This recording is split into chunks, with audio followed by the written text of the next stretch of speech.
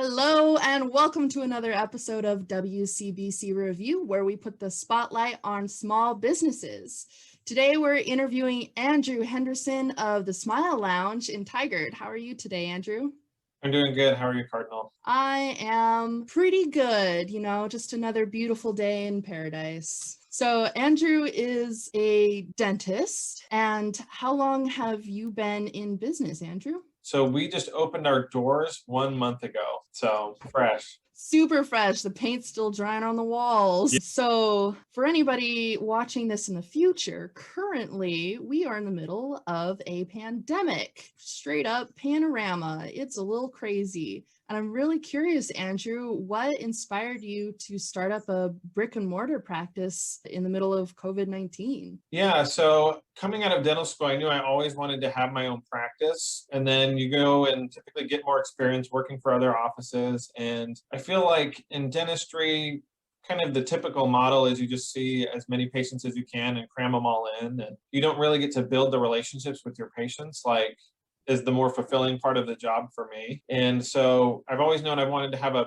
practice that's more slower paced. I can take time with my patients, get to know them, really address their concerns. And I had already kind of started the process of creating my own office, and I was looking at places to rent, and that's when the pandemic hit. So I'd already done all this effort of looking at spaces, and so it was like, well, do we move forward or do we just kind of pull the plug and put things on pause? And I've got 4 kids, and it's like there's never a great time to have a baby. You just gotta go for it. And so I feel like that was the same thing about starting a business. Just go for it. Imperfect action. I love it. We live by that here. Just, it's sort of a learn as you go sort of thing, but it is a little risky when you've got capital involved, but you do have to have a certain amount of trust in the process for sure. I love that. So I'm sure you've got a long list here, but what was the toughest thing that you ran into when you opened? The toughest thing has really just been getting people's attention and letting them know that we're here.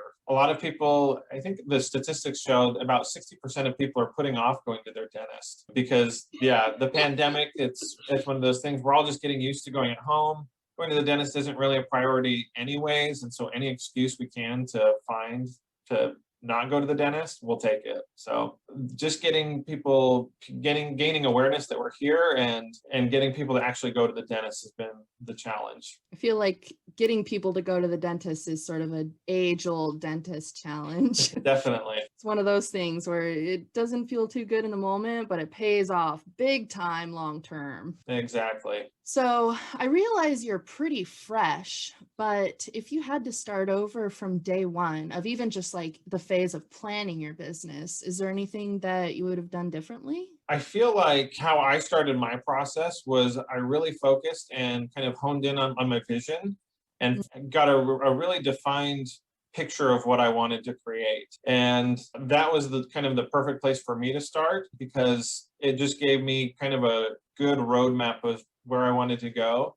And so plotting along the steps to get there has been a lot easier. But there have definitely been things that I would do a little bit differently. There's some ways I could have cut costs and got opened up a little bit quicker. I was lucky enough to find a space that had already had a dental office in it before. So construction was a little bit cheaper and easier, but I still wanted to add more treatment rooms in so I could eventually treat more patients down the road. And I feel like that's kind of the big thing that I would have changed.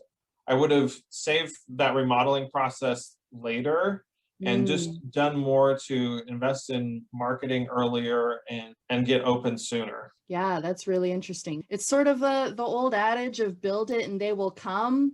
You got to balance that with letting them know that you even exist. Right. I kind of went for like the whole big dream practice, and I could have started off with a more modest starter practice, if you know what I mean. Yeah.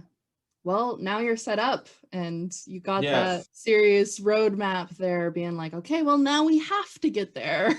Exactly. It's just sink or swim. Yep. There's been an interesting amount of research also gone into how our expectations reflect how we act and move through the world. I was just listening to a podcast episode from Invisibilia that was about like our expectations of blind people and how we don't really give them a lot of autonomy in a lot of ways because we expect that they can't do as much. When they started to interview folks, blind folks who were in a situation where they didn't have those expectations put upon them, they learned to do things like echolocation, and they can go hiking and ride a bike and like do all of these things because they didn't have that limited expectation on them. So I feel like you're doing a great job with setting that expectation high for yourself, not putting any limit on yourself, be like, okay, now we got to get there. No, I can totally relate to that. I have a son who's on the autism spectrum. And there's so many things that sometimes similar with a blind person, you kind of want to define them by their ability, and you don't want to put them in a position where they're set up to fail. But oftentimes if they have these challenges, they can rise to meet them, I found. Yes, exactly. Exactly. Oh man, I've got so much to say about autism as well. It's one of my passions, is understanding those on the spectrum and really kind of building that bridge, but we'll try and stick to the business side of things here. So it's also a passion of mine as well. So that's why with every new patient that we see, we actually work with a local nonprofit, and we donate sensory tools to kids in the community who are challenged with autism, because we want to give back to the community in ways beyond just our four walls and treating people's dental needs.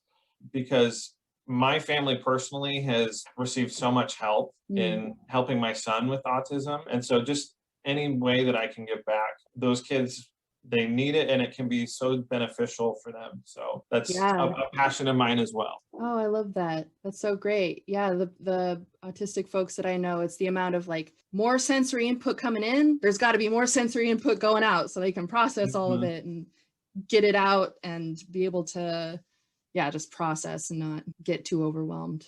So Absolutely. That's great. I'm so glad you're doing that, Andrew. That's important work. Yeah, and the nonprofit that we work with is amazing. They're called the Shadow Project, and they don't just do sensory and autism related things. With schools, they also are working with primarily elementary students to improve their reading ability who have ADHD and dyslexia, as well as just working on goal setting and that process and habit of working and achieving their goals. So they're doing some really amazing work, and I'm really happy that I found them and I've been able to partner with them. Fantastic. Great. So that's another reason for people to go see you. That kind of comes into my next question is if someone had to choose between you and 3 other businesses, why choose Smile Lounge? One thing, we're really trying to position ourselves to make an impact on the community in that way, giving back with our kind of charity work and partners.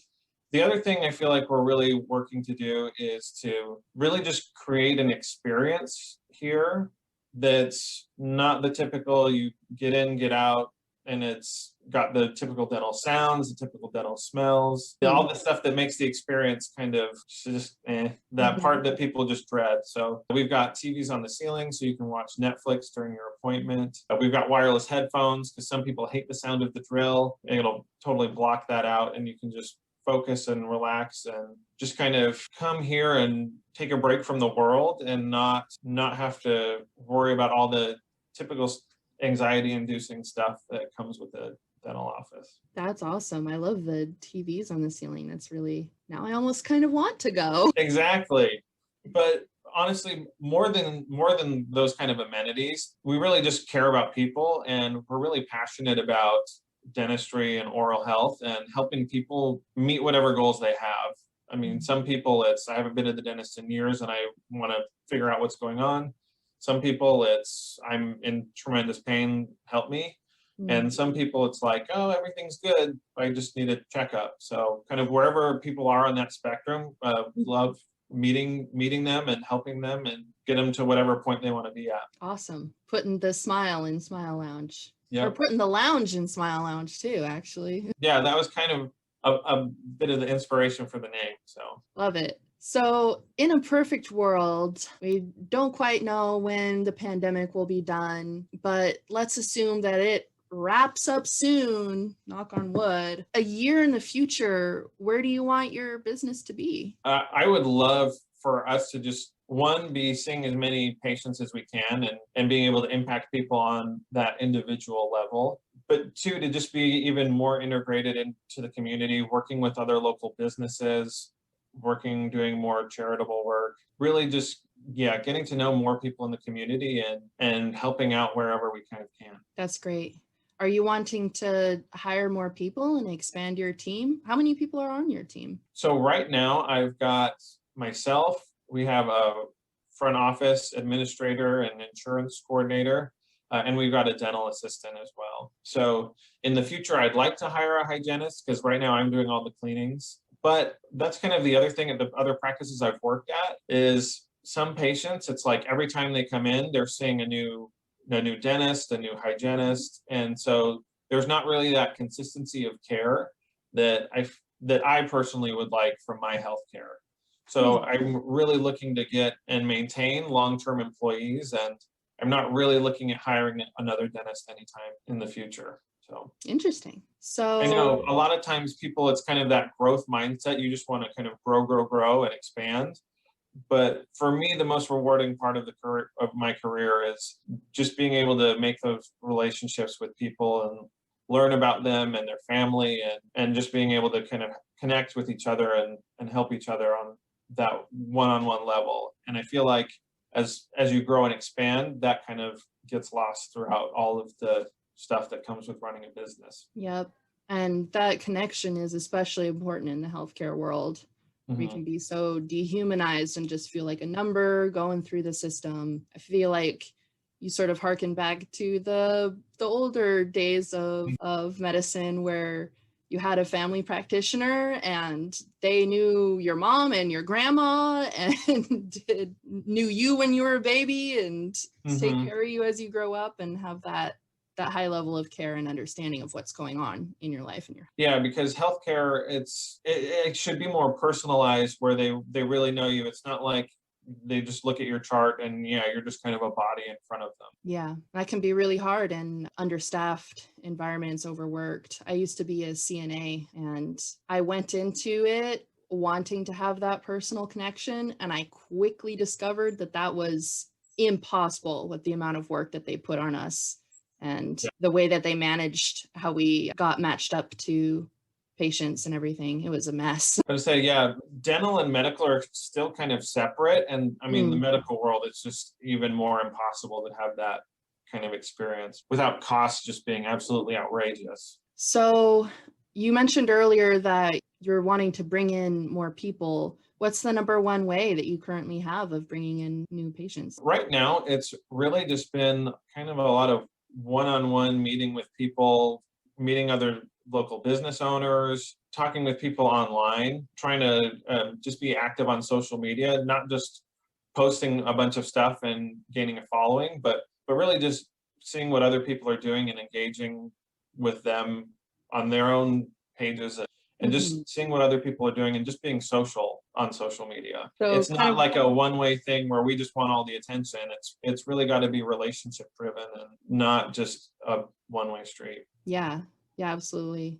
I like that you have a grasp of that understanding. I feel like that's a stumbling block for a lot of people. It's definitely a two-way street there. So It sounds like word of mouth is big for you at the moment. Absolutely. Seems appropriate for a dentist to grow through word of mouth. So we're nearing the end of the interview, and I like to wrap up with the question of, if you had a new business owner in front of you, what advice would you give them? It's a great question. And the advice that I would give myself would be to enjoy the journey and just take one step at a time. There are so many times throughout the process where it can just feel so overwhelming. And it can really, being an entrepreneur can feel isolating. Like, you're on such a unique journey and nobody really knows exactly what you're going through. And unless you have a good support system and kind of a good head on your shoulders where you're not just thinking about it all the time, it can be really tough. Yep. That's one thing we're trying to remedy here at WCBC, is connecting people that way. Because, oh my gosh, it is so isolating. And it's hard to even talk to your friends about it because they don't really understand what you're going through. Not at all. I'm lucky enough to be in business with my partner, my life partner, and my business partner. So at least we've got that going. That's awesome. Thank goodness. All right, Andrew, where can people find you? Where can they look you up at? Yeah, so we have a website, www.thesmileloungeoregon.com. I'm also on Instagram and at Andrew the Dentist, Facebook, The Smile Lounge. Yeah, those are the main ways you can get a hold of me and check out kind of what we're doing and what we're doing in the community. Sounds awesome. I might just have to visit the Smile Lounge myself. We'll see. Well, we'd be happy to have you. Great. Okay, Andrew. Well, we were happy to have you. Thank you so much for coming on to WCBC Review. And I hope that you have a great rest of your day and that you achieve all of your business dreams. Thank you. I appreciate it. Bye-bye. You take care.